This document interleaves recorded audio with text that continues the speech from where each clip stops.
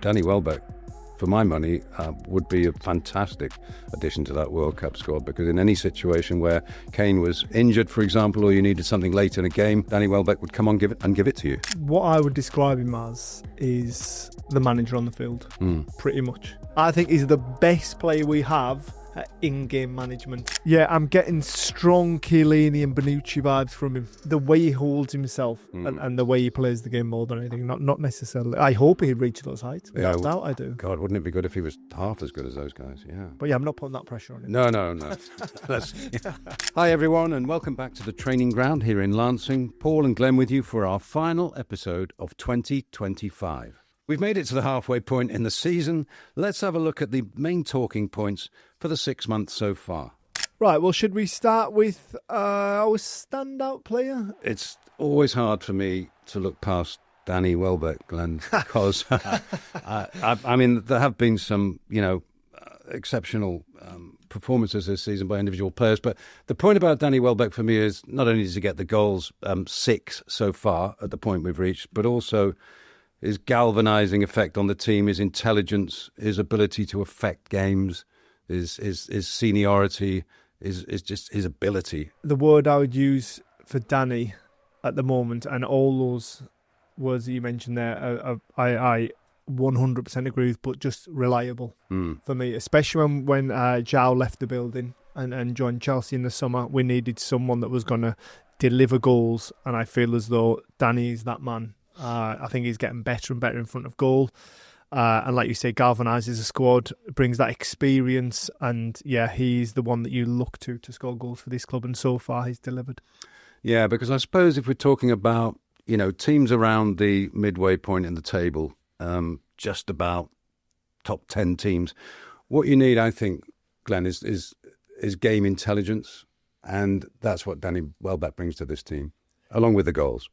Yeah, he does indeed. And when you get a look at the wider squad, we packed with potential, but we probably haven't got as much as what Danny and the likes of James Milner have got. So that kind of experience and those pearls of wisdom are even more important for this group. Well, I mean, let's not forget that people have been talking seriously about him as an England World Cup player again. I'm so disappointed he didn't get in. So disappointed. Yeah. I thought he deserved to get in. Yeah. Well, there may be a slight dearth of England pure number 9s behind Harry Kane, and Danny Welbeck, for my money, would be a fantastic addition to that World Cup squad, because in any situation where Kane was injured, for example, or you needed something late in a game at the World Cup, Danny Welbeck would come on give it to you. Yeah, and do you know what? I've said this on a few things when I've been asked about this point, and for me, Danny is the perfect foil to Harry Kane. Obviously, Harry goes as our number 9, without any doubt. But if there is ever a game where we've qualified for something and we get the opportunity to rest our 9, even though I know Harry never wants to be rested, but if you get an opportunity to rest him, if you get an opportunity to bring him off for 20 minutes at the end of a game, I just think Danny is that perfect person. I think, like we've touched on, his wealth of experience, he's played for big clubs, played in big competitions, so be comfortable in the moment. And I also think he'll go there with an appreciation with his age of being in the World Cup squad, and also an understanding of what his role is and an appreciation of what his role is. I think he'll go there not expecting to play, but be happy being that person to a certain extent. When he does get 10-15 minutes, he'll be perfectly primed, ready to go. Yeah. Danny was my pick, Glenn, but what about you? So I have gone the other end of the spectrum, and someone that is starting out and making his way in the game, and someone that I've been mightily impressed with, and that is Yasin Ayari. Yeah, in midfield. I think week on week he keeps getting better and better. He's getting more and more used to the Premier League. Just always impressed with him. That's interesting because, I mean, there have been, several sales in that part of the team, central midfield, and that's so it was a big gap to step into for him if that's the player he's going to be. I mean, how do you see him? Do you see him as a number 6 or a bit more attacking than that? I think he's probably more comfortable as a 6, or from what I've seen. Obviously, I've only seen what other people have seen, kind of thing, on Saturdays and Tuesdays, whatever. So yeah, but I just always feel as though when he's on the ball, he makes clever decisions. The way he covers round, he might not be physically the biggest, but he does as well as he can with his stature. Even though I think that's something he probably is working on at the minute and growing into himself. He's still very young, but I just think when you take into consideration the speed of the game, he looks at home in the Premier League, and especially in that busy midfield area. I think like I say, he's getting better and better every week. I actually noticed him. The first time I ever seen him play was when we went on pre-season to America with Roberto, and they would run this drill, and I was actually still with Paul Barber, and I said, "Who's that there?" So that's Yasin Ayari, and I said, I really like the look of him, but he was really quiet, so quiet. So I think the club felt as though he had to go out on loan a couple of times just to kind of find himself a little bit, and then obviously now's the right time for him to be playing regular. Football for us. Well, that's a really interesting choice. He's got a splash of creativity about him as well, hasn't he? He can make things happen as well. Yeah, definitely. Yeah, and I think that's important.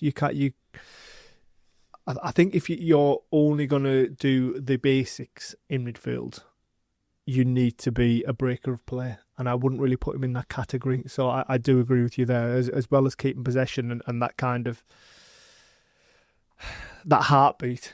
In essence, that tick-tock, those easy, simple passes, he has got the ability to look forward and create things as well. You mentioned breaking up play there. Here's a great Anorak stat for you. I only spotted it this morning.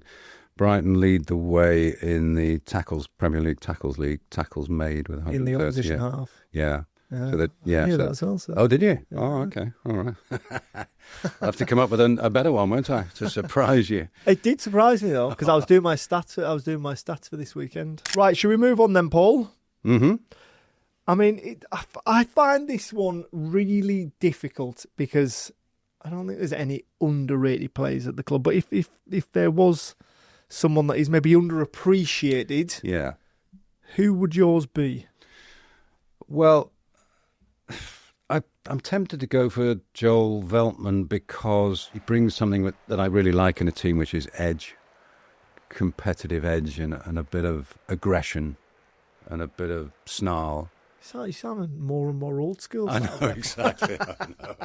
No, I think I'm regressing. I am on board. Yeah. I think he's the best player we have at in-game management of kind of when the game is going on, realising when the tempo needs slowed or speeded up to our benefit. Yeah, well, you said it better than me. And I like the fact that he can unsettle people, he can disrupt, he can annoy opponents, and he's got that sort of stubbornness and cussedness about him. He's got, he had an Ajax technical education, so he's a good technical footballer. But I like his presence in the side because he's one of the players. You need that hardcore of strong players, don't you? Tough players, macho players, I suppose you could say in some ways, and he's one of those. And I think his contribution isn't always obvious, but it's kind of consistent and it's important.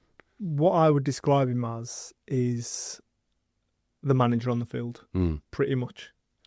I think, like I say, in game, I think his decision making is exceptional.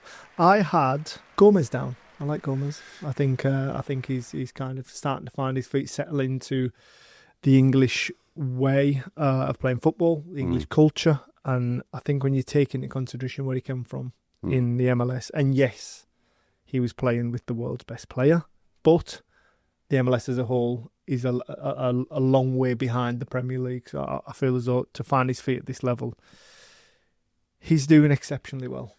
Yeah, he was going to be one of my players with the most potential or the most promise. So, yeah, I guess that makes him not so much underrated, but maybe underappreciated at this point in his career. There are little phases in the game, aren't there, when you look at him and you think, God, he's good, and he's going to be good. He's going to be even better. The way he carries the ball, the way he disrupts play. He's a strong runner.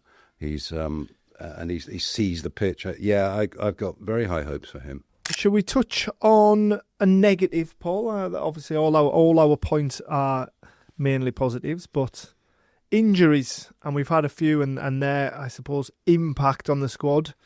So off the top of my head, we've had Solly, obviously, long term. That's ongoing from the start of from mid last season. We've got Adam Webster, pre-season. Carew, who's struggled at the start of the season with injury, and also young Jack Hinchelwood. So 4 very, very good footballers there that are missing, which is very unfortunate. Yeah, quite a range as well. You've got the best academy product in Jack Hinchelwood. You've got Solly March, who's very much part of the fabric of the club-wide player. Milner's obviously the elder statesman. Adam Webster's, has been exceptional at centre-back. And then Matoma is, I suppose, if you picked out a player who's got that X factor in the side, it would be him. So you've got a range of losses there, or misses. But I guess all the work that's been put into strengthening the squad and deepening the squad over the years has to be able to carry those injuries, doesn't it? That's part of the deal, I suppose. Yeah, I mean, to a certain extent, when Carew and Solly, I think when you get to that final third area of the field and that creativity and that cutting edge, I think that is the hardest thing to replace at this level.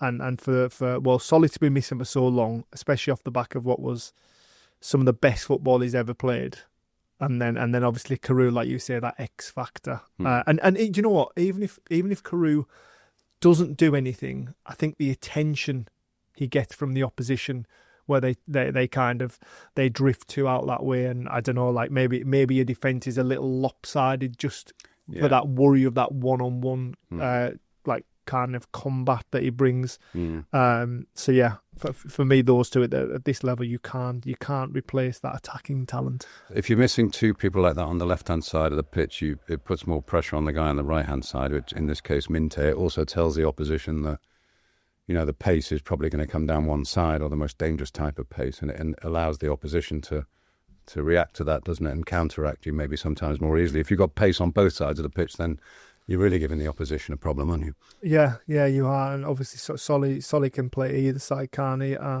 Very different players, different profiles, aren't there? Solly's a little bit more kind of direct, whereas Carew is that one-on-one dribbler. That's his... Yeah, inventive. Yeah, that's his speciality. But yeah, when it comes to creativity in the best league in the world, it's hard to find people that can do that on a regular basis. Yeah, well, those are the people that everybody's chasing, aren't they? Yeah. So let's just take a look then at some of the most memorable performances this year. Glenn, have you got a favourite? I feel as though going away to Stamford Bridge and beating Chelsea 3-1, I think also the manner that it came about, the recent history between the two football clubs. I think it's becoming a real rivalry, especially for the fans and the city.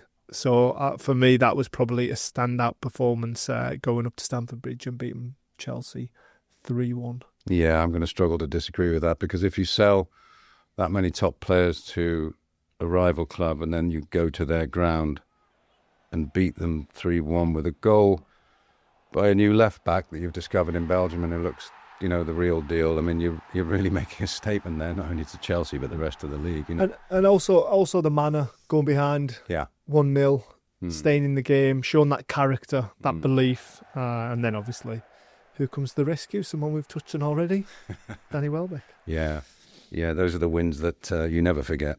Favourite goal, Glenn? Oh, well, I feel as this is becoming... It's not like the second half of the New Year podcast. It's more like the Danny Welbeck podcast, isn't it? I am going to go for... Well, do you know what? Before I get into Danny, I'm gonna say the 2 most outstanding goals were in the Carabao Cup, and that was from Diego Gomez. The night he scored, was it? I think he got 4, didn't he? I think it was like rubbing your eyes moment. Is this really happening? But because it was Barnsley and because it was a Carabao, I'm going to stick for my favourite goal to be a Premier League goal, and that was Danny Welbeck, his first goal against Newcastle at the Amex. And the reason I'm going for that goal is I just think it is a pure striker's finish. I just loved everything about it. I loved the way he peeled his run to create space. I loved the way he let the ball run across him, but all the while kind of looking behind you from the assister for the ball to come through, but also being aware that Pope's coming out. And when Pope's coming out, he's a big guy, Nick Pope. For him not to be flustered and to be able to remain calm in that moment and concentrate and not have that rush of blood to be able to just dink it over the top of him. I thought it was a beautiful moment and a beautiful goal. Yeah. Well, echoes of that really in the one I'm going to choose, which is Brian Gruder's late winner against Manchester City on the 31st of August. The game was 1 each. Final minute of the game, Brighton launch a counter-attack and the ball is swept across the Gruder. And what I like about it is he gets into the box and he keeps his head, stays composed. He puts the defender and the goalkeeper on their backsides. It almost felt like there was an extra little chop in there, didn't there? Like chop too many. Yeah. But it worked, and I love the fact that a lot of people would have panicked in that situation, but he sat the two players down and just knocked it in. And I thought, we were talking earlier on about unsung or unheralded players, maybe, and developing players. Gruder has the potential, to be a really good Premier League number 10, I think, and every team wants a number 10. Whether they use them as such every week or not, they want a player who's capable of doing that job, don't they? And lately he's looked as if he can play that role, and he looks as if he's sort of getting the hang of what's required of a Premier League player at this level. So I think to see him score that goal was just a measure of his ability above all, because he does have it. I like that there, Paul. Developing players. We'll actually change our earlier question from underrated player to developing player. Yes. I think that's fair. Yes, good one. Right, well, to wrap up, we've got to touch on the summer signings that were made by the football club, and they probably haven't had as many minutes as what they, as a group, would have liked, but anyone kind of stood out for you? Yeah, we had Maxime de Kuyper in here for a podcast recently, and I enjoyed talking to him. I liked his attitude. Because I said to him at one point, is it a big step up for you moving from Belgium to the Premier League, and have you adapted? And he said, not really. No, he said, I always felt I could do it. I like that, because most people say, yeah, it was a big step up for me, and I'm learning, and it'll take me a while, and all the rest. Yeah, on here they do. Yeah, on here they do. Yeah, and he looked at me as if it was a silly question, and he's got confidence in his ability, and he's quite cool. He's laid back, but he's also very self-assured, and I think he's done everything that's been asked of him, really, and he's been a kind of very valuable addition. Kostoulis, I think, has played more than Simas, and I think he's impressed me on occasions. I think there've been moments from him where he's shown his potential. So I agree. We haven't seen everything from all the new signings yet, but what we have seen from some of them has been encouraging. Yeah, De Kuyper is probably the one that has had the most minutes, isn't he? Yeah. In the first team. Yeah. Couple that I am excited to see more of is young Tom Watson from Sunderland. Obviously came with quite a pedigree after scoring that goal in the Championship playoff final. It must have been really tough for him to walk away from the club after doing that as well. But yeah, for me, I feel as I've seen glimpses. And I really like what I see. I feel, going back to what we were saying about Carew and Solly and that creativity, I feel as though he's got it. Yeah. It's funny, I was at Sunderland the other night for a game, and they've bought £160 million worth of players. And even though he was the hero that got them up last season, he might not have played much this season. Yeah, possibly. Because of all those expensive players they brought in. So actually coming to Brighton for him was a good developmental step, really. Yeah, it is. It is a good football club for giving people opportunities, and it's. I think obviously Sunderland are doing amazingly well at the moment, but I would like to say Brighton probably have a bit more stability. Yeah, got more form and pedigree in the division than Sunderland currently have. Yeah. And the other one is Coppola. Yeah, I actually covered him in the under-21s Euros in the summer.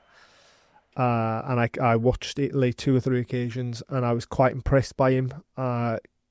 Quite kind of big, strong stature, everything you would expect an old school centre back to be, and the glimpses I've seen from him in the first team, he looks pretty comfortable on the ball, and he looks kind of primed to step in when needed.